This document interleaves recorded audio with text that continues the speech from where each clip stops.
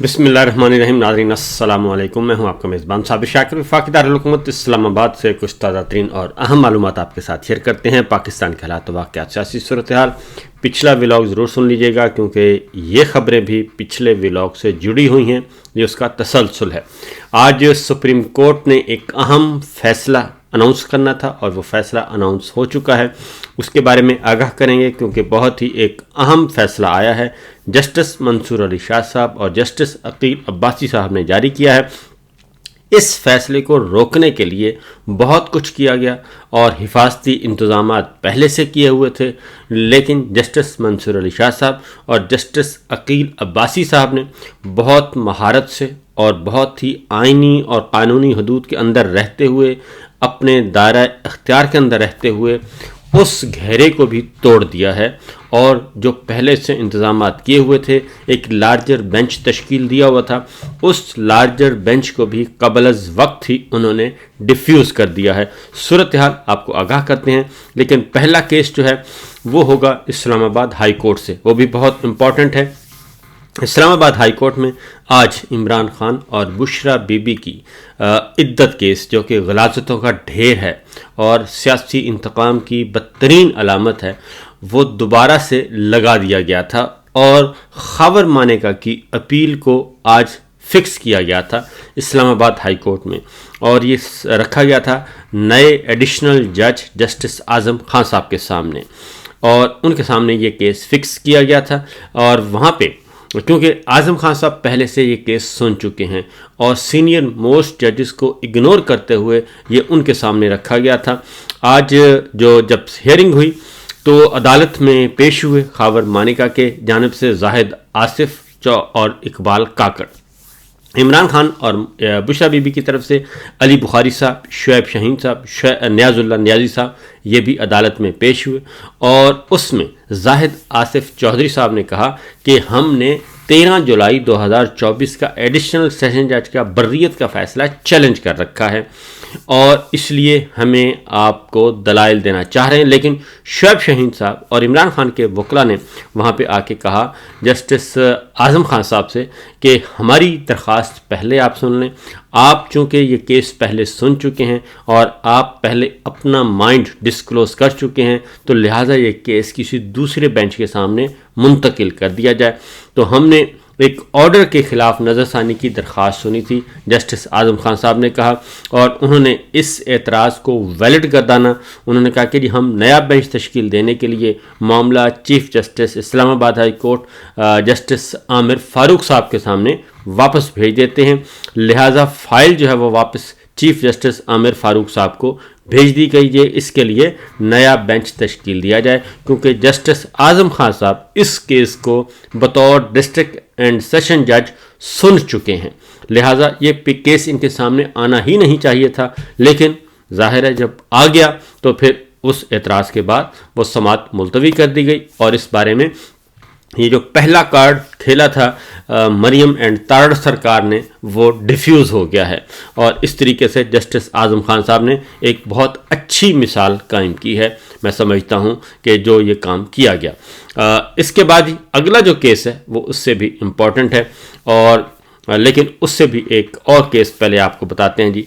वो ये है कि इमरान खान की बेटों से बात न कराने पर और ज़ाती मुआलिज से मुआयना और जेल सहूलियात की दरख्वास्त पर समाअत हुई और इस्लामाबाद हाई कोर्ट ने सुप्रीटेंडेंट अडयाला जेल को कल तलब कर लिया है क्योंकि उनको बेटों से बात नहीं करवाई जा रही।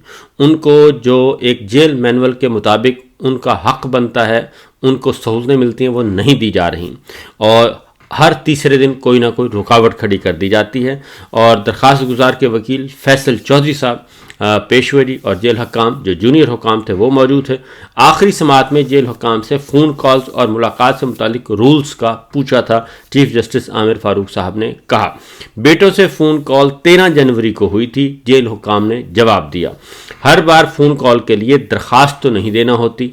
चीफ़ जस्टिस आमिर फ़ारूक साहब ने कहा तो व्हाट्सएप कॉल रूल्स हैं लेकिन अदालती हुक्म पर करवाई गई, जेल हुकाम ने कहा। और सज़ा सुनाए जाने के बाद बुशरा बीबी की 2 बार मुलाकात कराई गई है और 12, 17 और 23 जनवरी को ट्रायल के दौरान भी मुलाकात हुई है बुशरा बीबी की, और दौरान समाअत मुलाकात नहीं है, इसलिए कहा था रिपोर्ट दें, और अगर ऐसा ही जवाब देना था तो मैं सुप्रीटेंडेंट को बुला लेता हूं। और अदालत ने तफसीली जवाब के लिए सुप्रीटेंडेंट अडयाला जेल को तलब कर लिया है, और 23 जनवरी का अदालती ऑर्डर भी पढ़कर सुनाया गया। उन्होंने कहा कि समाअत हम कल तक मुलतवी कर देते हैं, लिहाजा कल आप तशरीफ़ ले आइए। अब आते हैं मेन मुद्दे की तरफ। जो बड़ा मुकदमा था वो आ गया है जनाब, और वो है जस्टिस मंसूर अली शाह साहब और जस्टिस अकील अब्बासी साहब ने एक फ़ैसला सुनाया है, और बैकग्राउंड आप पहले से आपके इल्म में है, इसलिए उसको दोहराने की ज़रूरत नहीं है। सुप्रीम कोर्ट ने एडिशनल रजिस्ट्रार नज़र अब्बास के खिलाफ तौहीन अदालत का नोटिस जो है आज वापस ले लिया, और कमेटीज़ के जो जजेस कमेटी है जो बेंच बनाती है और केस रेफ़र करती है, कमेटी के इख्तियार पर फुल कोर्ट तश्कील देने के लिए फ़ाइल चीफ जस्टिस को अरसाल कर दी।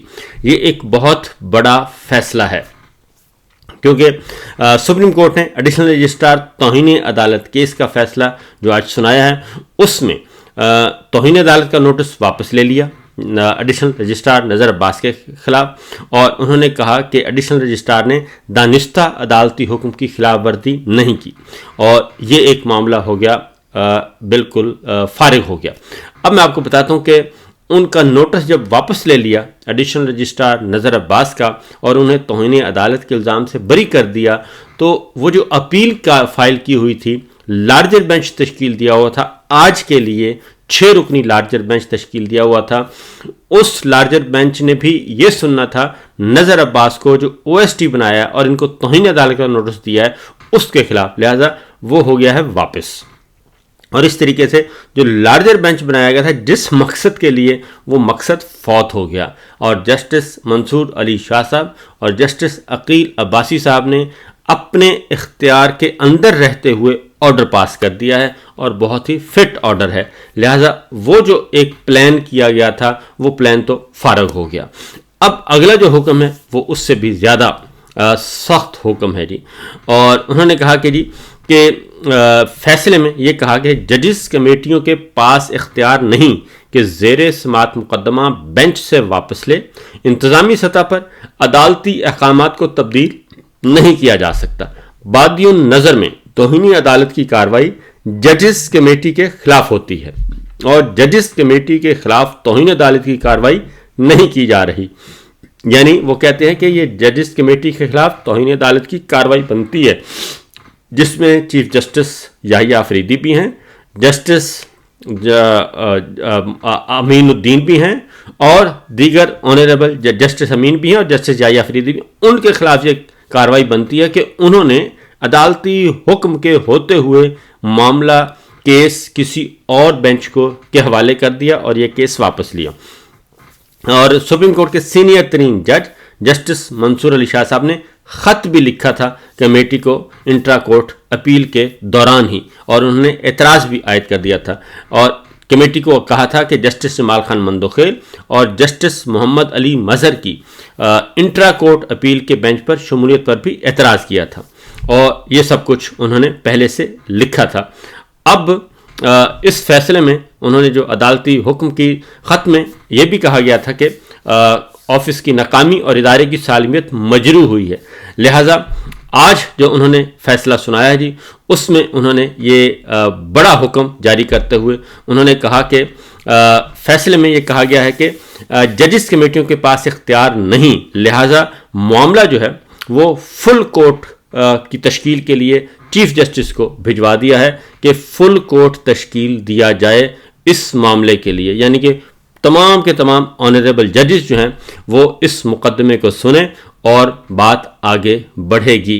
ये एक इंतहाई अहम नौइयत का मुकदमा था जी, और इस तरीके से जो एक बेंच फिक्सिंग की जा रही थी जजेस कमेटी की आड़ में और 26वीं गैर आइनी तरमीम की आड़ में, उसके खिलाफ ये एक बहुत बड़ा फैसला आज आ चुका है।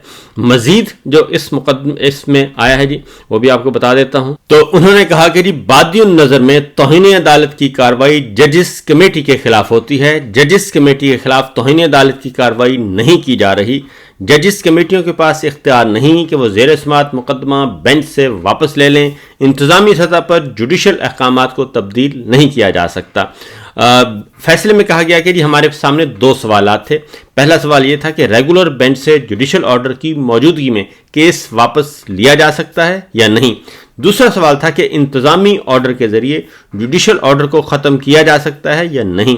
تو پریکٹس اینڈ پروسیجر کمیٹی کو اختیار نہیں تھا کہ وہ جوڈیشل آرڈر کے باوجود کیس واپس لے لے. ججز آئینی کمیٹی کو بھی اختیار نہیں تھا کہ جوڈیشل آرڈر کی موجودگی میں انتظامی آرڈر سے کیس واپس لے لے. نذر عباس کی کوئی غلطی نہیں اور نہ ہی انہوں نے جان بوجھ کر کیس فکس کرنے میں غفلت برتی. نذر عباس کا کیس فکس نہ کرنے پر کوئی ان کا ذاتی مفاد نہیں تھا.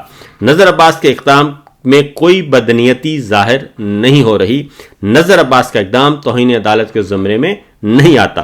نذر عباس کی وضاحت قبول کر کے توہین عدالت کی کارروائی ختم کی جاتی ہے اور پریکٹس اینڈ پروسیجر کمیٹی نے کیس واپس لیا جو اس کو اختیار نہیں تھا. اس لیے ججز آئینی کمیٹی نے بھی جوڈیشل آرڈر کو نظر انداز کیا. ججز کمیٹی نے جوڈیشل آرڈر کو نظر انداز کیا یا نہیں یہ معاملہ فل کورٹ طے ہی کر سکتی ہے. اس حوالے سے 14 رکنی بینچ کا ایک فیصلہ بھی موجود ہے. Chief justice Pakistan full court تشریح دے کر معاملے کو دیکھیں. فل کورٹ آئین کے آرٹیکل 175 کی شق 6 کے تحت اس معاملے کو دیکھیں اور کسٹمز ایکٹ سے متعلق کیس غلط انداز میں ہم سے لیا گیا، لہذا کسٹم کیس واپس اسی بینچ کے سامنے 3 جو مقرر کیا جائے جسے 3 رکنی بینچ نے پہلے سنا تھا. یہ ہے جناب بہت بڑا آرڈر آیا ہے اور یہ ریسٹرین کا مظاہرہ کیا ہے. میں یہی کہوں گا کہ ابھی بھی ریسٹرین کا مظاہرہ کیا ہے، ورنہ اگر یہ فل ڈوز کی طرف جاتے اور اپنے اختیار کو مکمل طور پر استعمال کرتے تو یہ سیدھا توہین عدالت کا کیس بنتا تھا چیف جسٹس یحییٰ آفریدی اور جسٹس امین الدین کے خلاف، جو انہوں نے کہہ بھی دیا. لیکن انہوں نے معاملہ بھیج دیا ہے فل کورٹ کو کہ سپریم کورٹ کے تمام ججز بیٹھیں اور اس مقدمے کو سنیں. ساتھ انہوں نے عدالتی نظیر بھی دے دی ہے 14 رکنی بینچ کی. لہٰذا یہ جو محفل سجائی گئی تھی ایک 6 رکنی بینچ کی، کیونکہ 6 رکنی بینچ نے 1 بجے اس کیس کو رکھا ہوا تھا اور اس میں جسٹس جمال خان مندوخیل تھے، جسٹس محمد علی مظہر تھے، جسٹس اطہر من اللہ تھے، جسٹس سید حسن اظہر رضوی، جسٹس شاہد وحید اور جسٹس مسرت ہلالی صاحبہ تھیں. لہٰذا اب وہ کیس کس کا تھا جی وہ میں آپ کو بتا دیتا ہوں. وہ کیس تھا اسٹیٹ فارورڈ نذر عباس ایڈیشنل رجسٹرار جوڈیشل اور OSD بنایا گیا تھا ان کو ورسز دی اسٹیٹ، اور دوسرا تھا اسٹے گرانٹ کرنا تھا کہ ان کے خلاف کسی قسم کی کوئی کارروائی نہ کی جائے توہین عدالت کے کیس میں. لہٰذا وہ 6 رکنی بینچ جو تھا وہ بھی غیر مؤثر ہو گیا ہے.